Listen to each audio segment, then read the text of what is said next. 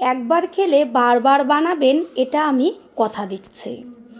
আম দিয়ে যে এত দারুণ একটা রেসিপি তৈরি হয়, যেটা খাওয়ার পরই বুঝতে পারবেন। যেমন টেস্টি তেমন তার কালার। দেখা মাত্রই বাচ্চা থেকে বড় সকলেরই জিভের থেকে জল পড়ে যাবে। নমস্কার বন্ধুরা, শ্বশুর বৌমা রান্নাঘর অ্যান্ড ব্লগ চ্যানেলে সকলকে স্বাগত। তাহলে রেসিপিটি কি করে তৈরি করব সেটাই দেখে নেওয়া যাক। এখানে 3টে বড় সাইজের হিমসাগর পাকা আম নিয়েছি। আমগুলোকে জল দিয়ে ধুয়ে রেখেছি। এবার খোসাটা ছাড়িয়ে তারপর ছোট ছোট পিস করে নিয়ে ফিরে আসছি। এখানে একটা কাচের বোল নিয়েছি বড় সাইজের, আর একটা ছোট বাটির মধ্যে নিয়েছি সুজি।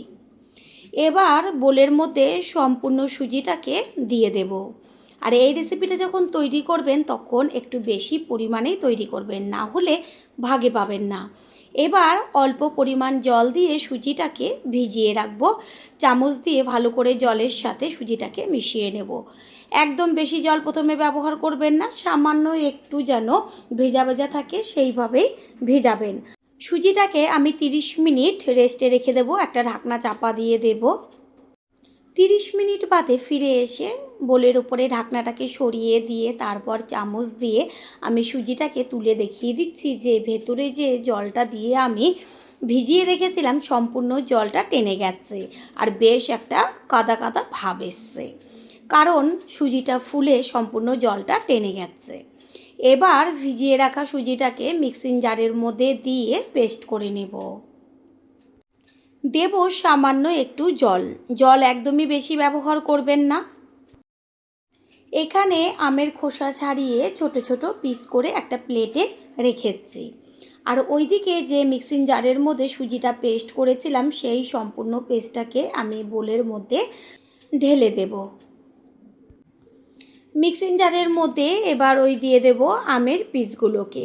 এইখানে কোনো রকম জল ব্যবহার করব না। আমের পিসগুলো দিয়ে তারপরে পেস্ট করে নিয়ে ফিরে আসছি।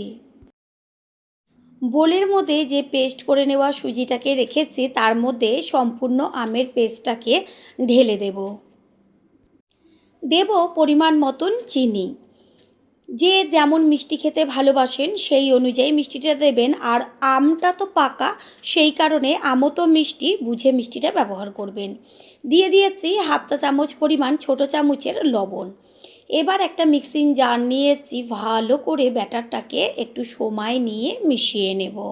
বাড়িতে হঠাৎ অতিথি আসুক বা নিজেরা, চা বসিয়ে চটজলদি রেসিপিটি তৈরি করে নিতে পারবেন, এতটাই সময় কম লাগে।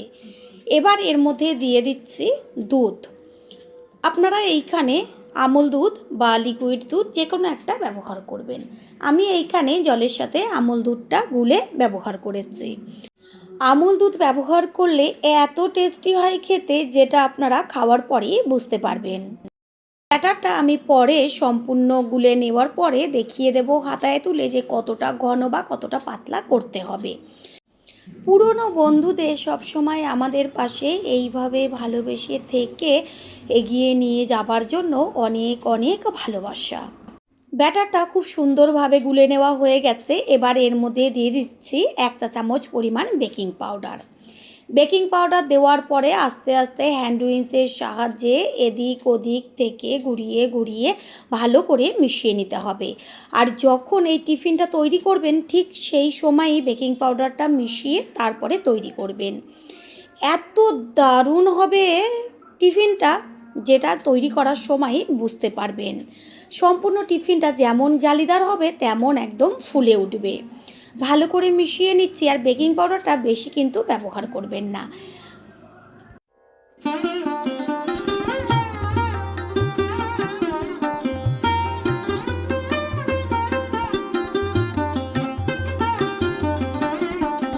ব্যাটারটা খুব সুন্দরভাবে গুলে নেওয়া হয়ে গেছে, আর দেখা যাচ্ছে যে ব্যাটারে কত সুন্দর বুদবুদি উঠে আসছে।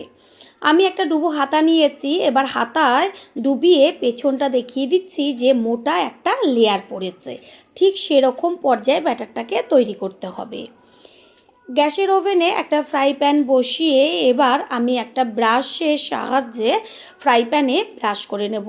একদম বেশি কোনো রকম তেল ব্যবহার করবেন না, আর চেষ্টা করবেন সব সময়ের জন্য ননস্টিকের তাওয়া বা ননস্টিকের ফ্রাই প্যান, কড়াই যে কোনো কিছু ব্যবহার করতে। তাহলে কি হবে, তেল ছাড়া সুন্দর একটা রেসিপি তৈরি হয়ে যাবে। আমি এই যে একবার ব্রাশ করে নিয়েছি, এতেই কিন্তু হয়ে যাবে সমস্তগুলো। এবার ডুবো হাতায় করে এক হাতা প্রথমে দিয়ে তারপর আবারও হাতায় করে কিছুটা অংশ তুলে ভালো করে একটু বেশি করে ব্যাটার দিয়ে হাতার পেছনটা দিয়ে বেশ গোলা রুটির মতন বড় করে গোল করে ঘুরিয়ে ঘুরিয়ে দিতে হবে। ব্যাটারটা দেওয়ার সাথে সাথেই কত সুন্দর সম্পূর্ণ টিফিনটা জালিদার হয়ে গেছে। একটু ভালো করে লক্ষ্য করুন, তাহলেই বুঝতে পারবেন।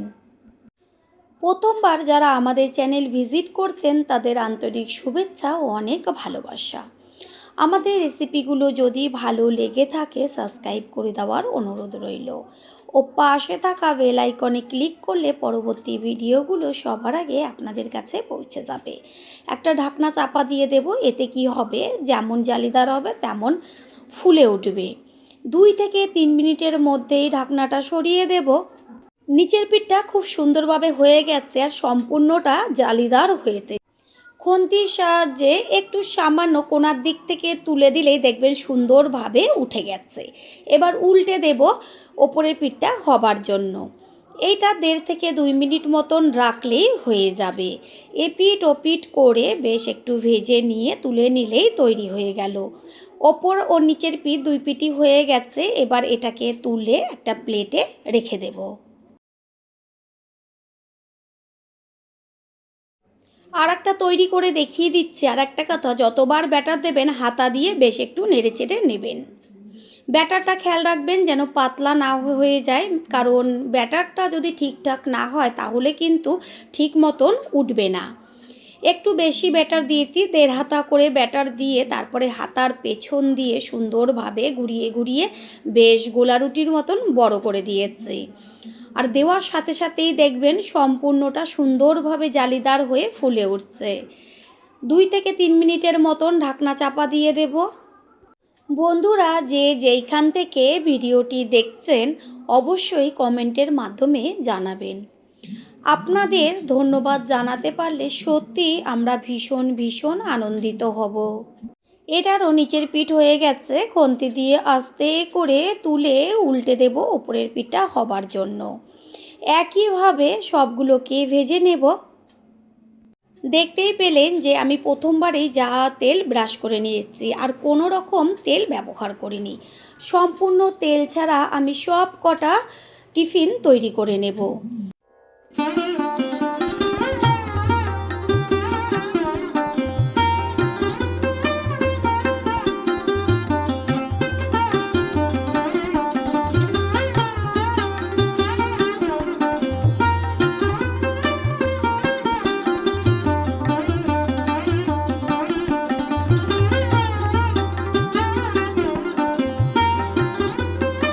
তৈরি হয়ে গেল আজকের রেসিপি।